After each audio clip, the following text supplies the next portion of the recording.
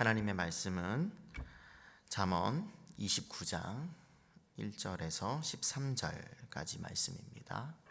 잠언 29장 1절에서 13절 말씀입니다.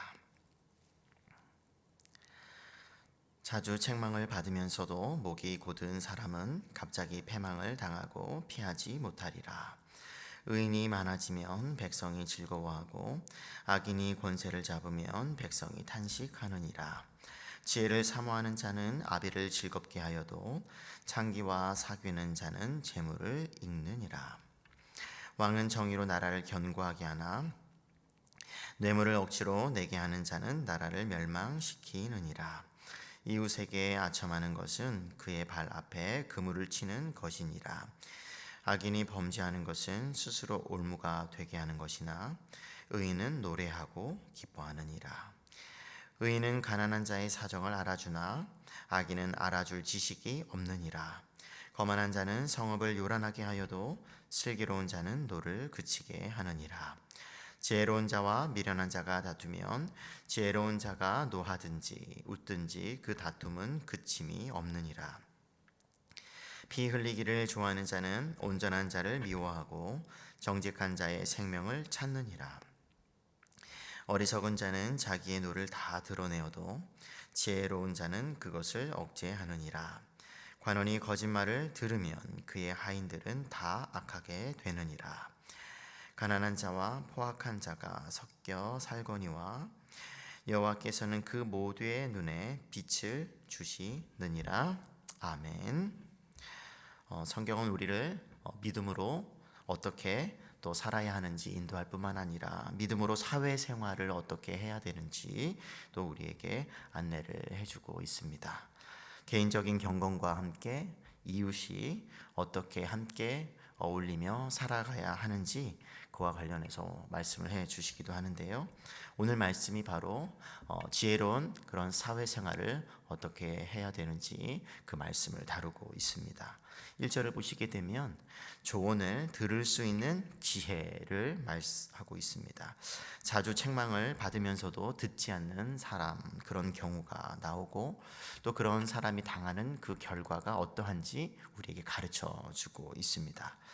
책망을 자주 듣는다는 것은 그만큼 평소에 우리가 모습을 상상해 볼 수가 있는데 잘 듣지 않고 또 제멋대로 또 자기가 원하는 대로 그와 같은 삶을 살아가는 그런 사람임을 알 수가 있습니다. 귀담아 듣지도 않고 또 뭔가 바른 말을 해주어도 수정하지 않는 그런 부류의 사람이라고 하죠.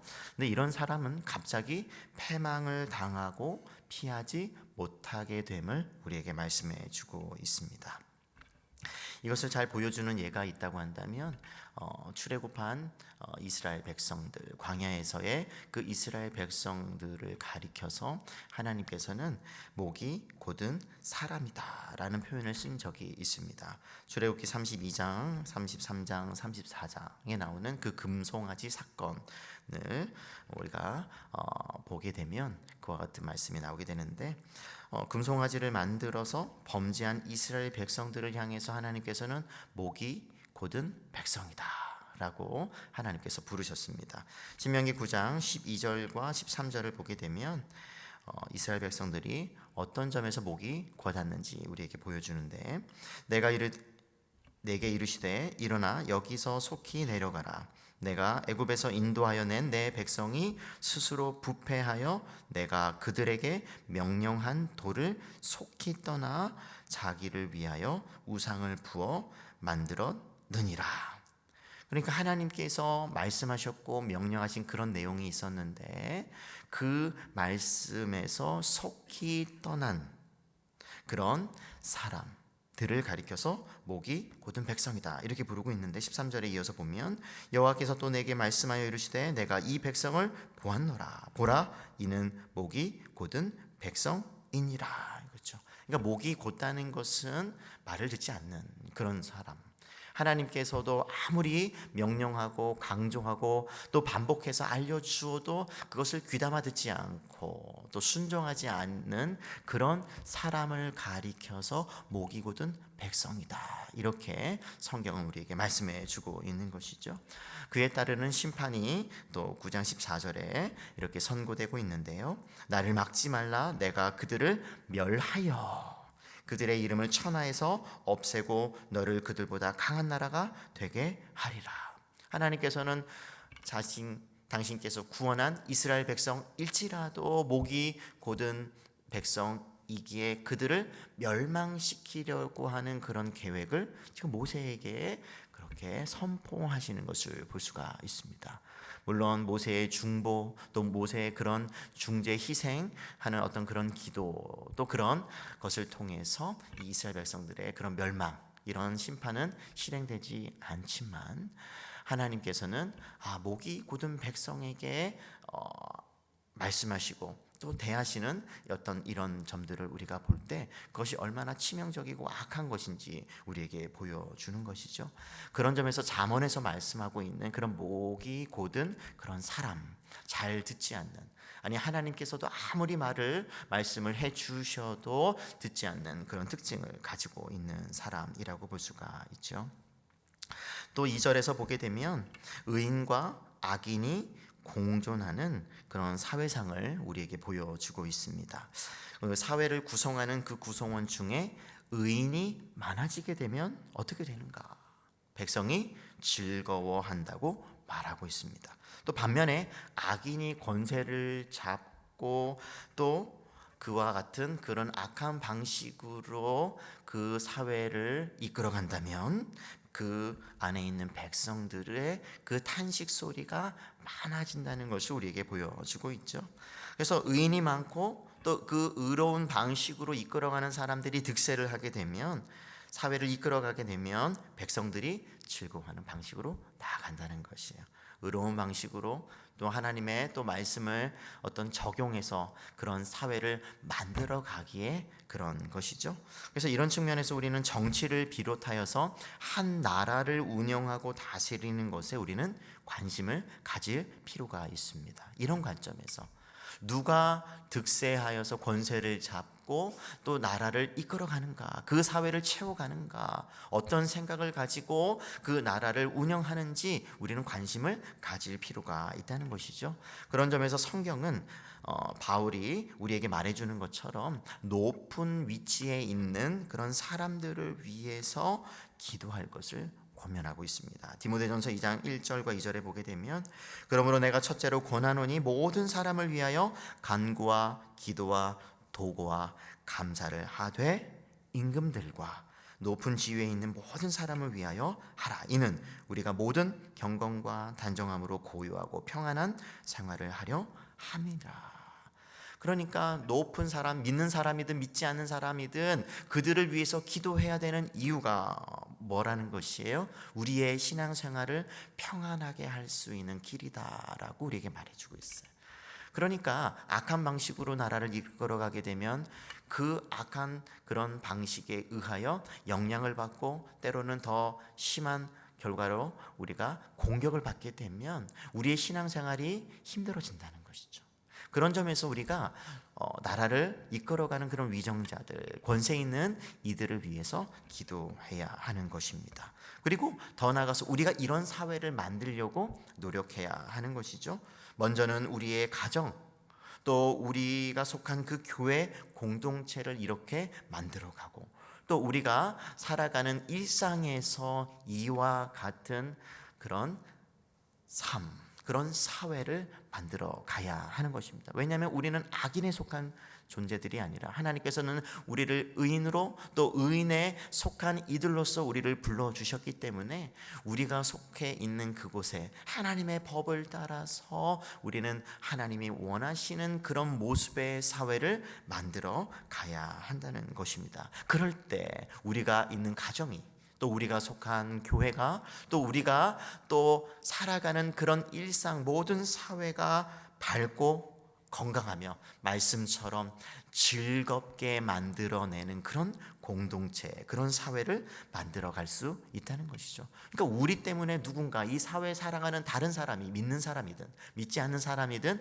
뭐 할 수 있다는 것이에요? 기뻐할 수 있고 즐거워할 수 있는 그런 사회를 만들어 가야 한다는 것입니다. 또 이어서 3절의 말씀을 보게 되면 창기와 사귀는 자는 재물을 잃는다고 우리에게 말해주고 있죠.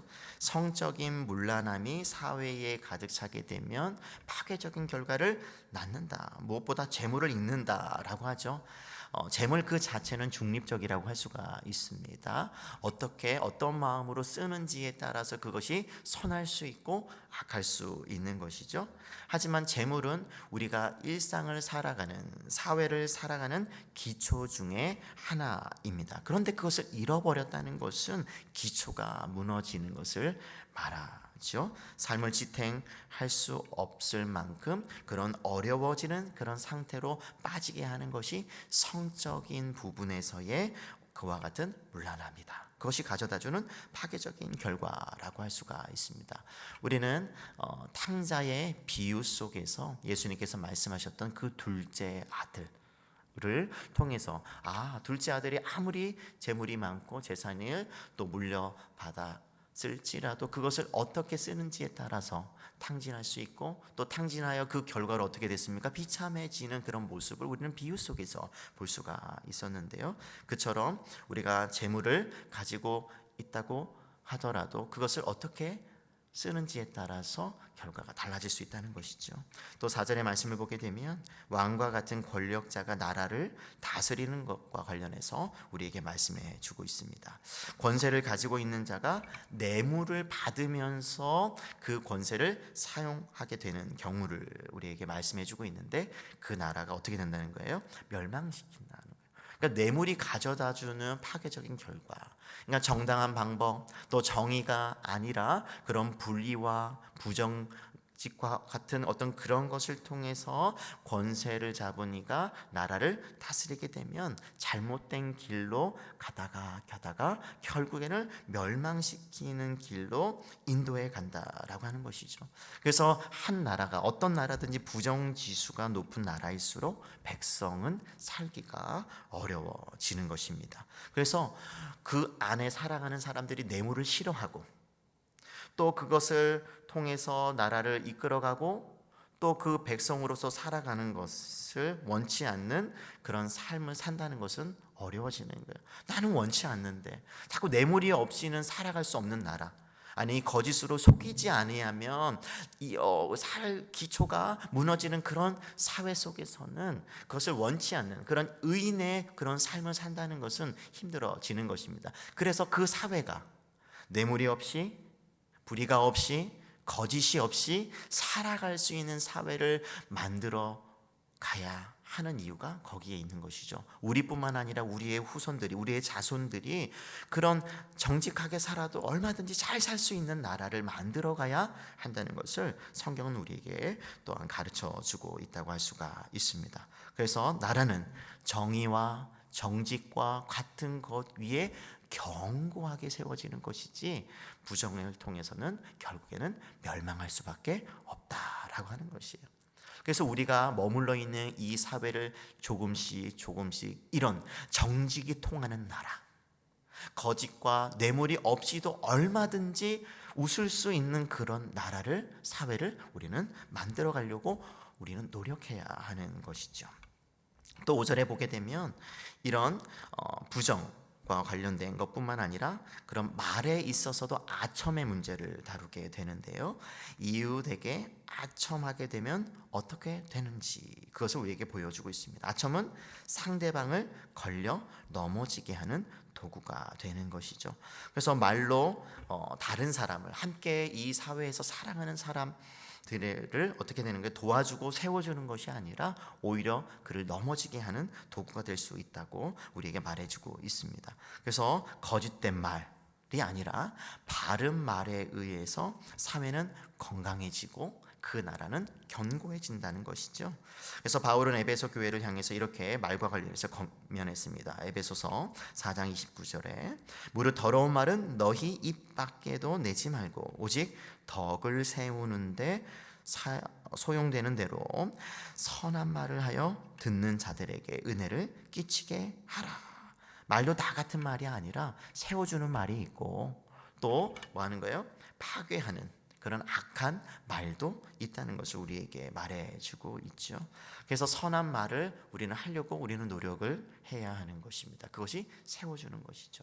덕을 세운다는 것은 세워준다는 말입니다. 그래서 우리는 어떻게 해서든지 우리의 입술을 통해서 우리가 살아가는 이 사회에서 세워주는 또 은혜를 끼치는 그런 우리가 삶을 살아야 하는 것입니다. 이것이 의인들이 살아가는 그런 방식이라고 하는 것이죠. 또 6절의 말씀을 보게 되니까 악인이 범죄하는 것은 스스로 올무가 되게 한다고 말하고 있습니다. 죄의 특징 중에 하나가 넘어지게 하는 것이 있습니다. 또 슬픔과 좌절과 절망에 그런 빠지게 하는 그런 힘이 죄에 있는데요, 파멸에 이르게 된다는 것이죠. 그것이 죄가 가지고 있는 속성입니다. 그래서 범죄할 때 처음에는 짜릿합니다. 그래서 달콤해 보이죠. 하지만 점점 그 죄의 어떤 그런 것에 머물러 있다 보게 되면 우리가 원치 않는 어떤 대로 우리가 이끌려 가게 되는데 엄청난 대가를 치르는 대로 우리를 이끌어 가게 되죠. 그래서 곳곳에서 자신이 예전에 했던 그 범죄, 그래서 우리가 범죄하면 할수록 그것이 점점 우리를 파멸의 길로 이끌어 가게 되는데요. 작년에 한 지방의 지사직 인수위원 한 명이 사퇴하는 일이 뉴스 기사에 보도된 적이 있었습니다. 근데 그 이유를 가만히 살펴보니까 지금은 청년들에게 희망을 줄 수 있는 그런 훌륭한 면들이 있어서 그런 인재로서 이런 위원회 이렇게 뽑히게 되었는데요.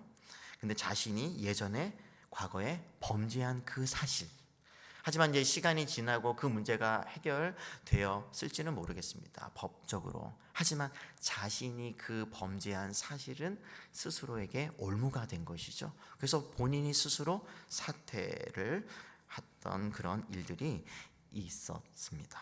그래서 이처럼 자신이 했던 그 일이 스스로 그것이 올무가 되었던 것이죠.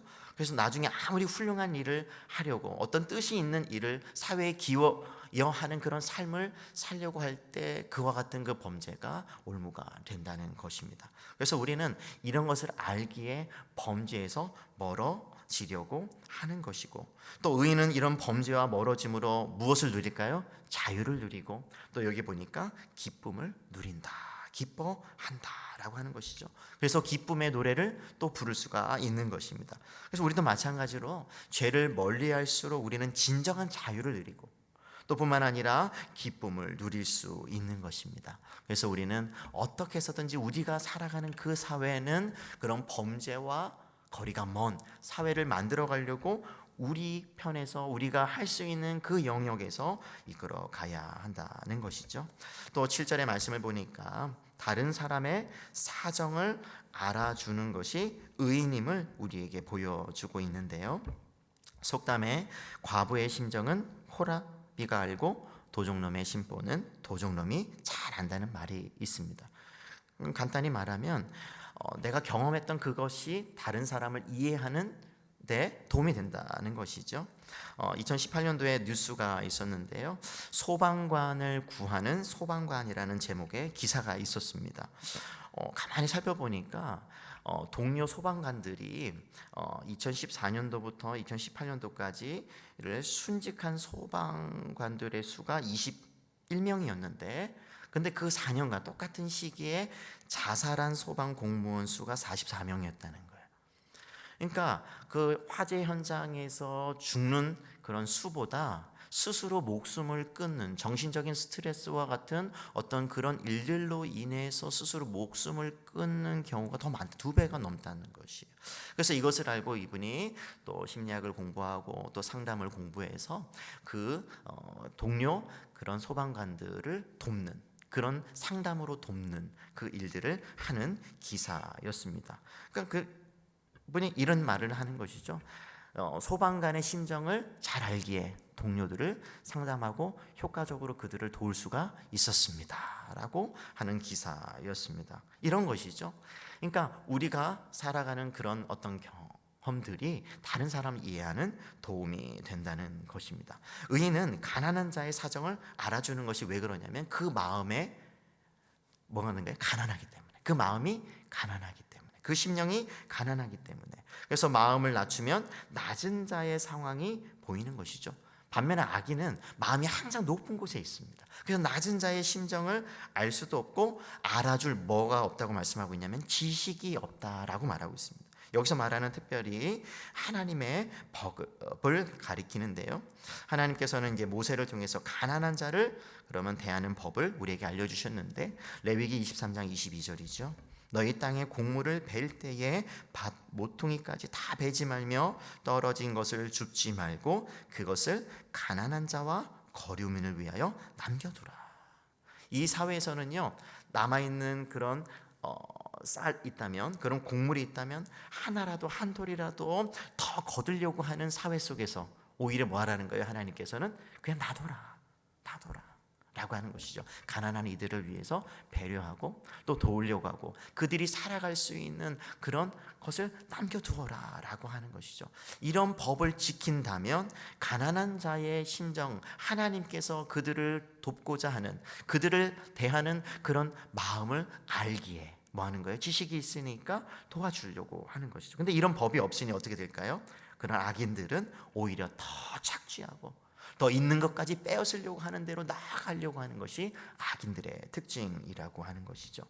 그래서 이런 하나님의 법을 우리가 알게 되면 하나님께서 그들을 어떻게 대하시는지, 그들을 향해서 어떤 마음을 가지고 있는지 우리가 알기에 그들을 하나님의 마음으로 대할 수 있는 것이죠. 특별히 가난한 자들을 대하는 태도. 오늘날도 가난한 자는 항상 공존합니다. 우리와 함께 살아가게 되죠. 그래서 우리는 우리 교회가 잘하고 있는 것은 푸드뱅크나 이와 같은 일들을 통해서 구제하는 사업, 또 사랑을 실천하는 일들을 우리는 하고 있습니다. 그래서 그와 같은 일들은 계속해야 되는 것이죠. 그게 하나님의 뜻이기 때문에.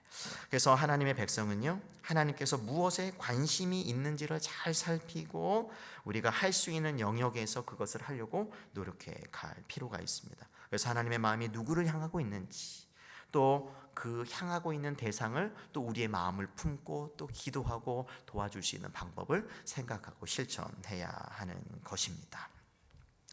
이와 같이 오늘의 말씀을 보게 되면 다 다루지는 못했지만 하나님의 백성으로서 이 사회를 구성하는 또 일원으로서 어떻게 이 사회를 만들어 가야 되는지 그것을 우리에게 가르쳐 주고 있습니다. 항상 13절에 있는 말씀을 보게 되면 어느 사회든지 가난한 자와 포악한 자, 악한 자가 섞여 살아가고 있다라고 말씀하고 있어요. 하나님께서는 그들 모두에게 뭘 주셨다고 하냐면 눈에 빛을 주신다고 말씀하고 있습니다. 하나님께서는 의인들로만 구성되는 사회 나라를 만들어 가신다고 하지 않고 있습니다. 오히려 섞여 살고 있다. 얽히고 설켜서 함께 어울려 살아가게 된다. 때로는 웃고 때로는 슬퍼하며 그렇게 살고 있다고 말씀해 주고 있죠. 그런 상황 속에서 서로 영향을 주고 선을 또 악이든 그 무엇이든지 서로 영향을 주고받으면서 살아가고 있다고 말씀하고 있습니다. 그러면 이런 혼합된 세상 속에서 우리는 어떻게 살아야 될까? 성경은 우리에게 경건하게 살아야 된다. 개인적인 경건뿐만 아니라 사회적인 그런 경건을 또 이루어 가야 한다고 우리에게 말씀해 주고 있는데요. 야고보서 1장 27절에 이렇게 말씀하고 있습니다. 하나님 아버지 앞에서 정결하고 더러움이 없는 경건은 곧 고아와 과부를 그 환난 중에 돌보고 또 자기를 지켜 세속에 물들지 아니하는 그것이니라. 개인적인 경건하려고 노력할 뿐만 아니라 가난한 이들을 돕는 그런 경건뿐만 아니라 세상에 있는 그런 세속, 악한 그런 문화와 같은 그런 영향을 받지 않고 스스로를 지키는 그와 같은 삶, 적극적으로는 이 사회를 하나님께서 원하시는 방법대로 만들어가고 또 소극적으로는 우리가 이 세속성에 물들지 않는 그와 같은 삶, 그것이 지혜로운 사회 생활임을 우리에게 보여주고 있습니다. 저와 여러분들이 우리가 머물고 있는 그 작은 그 공동체, 그 작은 사회부터 점점 선한 영향을, 의의 영향을 미치는 그런 복된 삶을 사시기를 주님의 이름으로 축복합니다. 아멘. 이 시간 우리 아까 불렀던 382장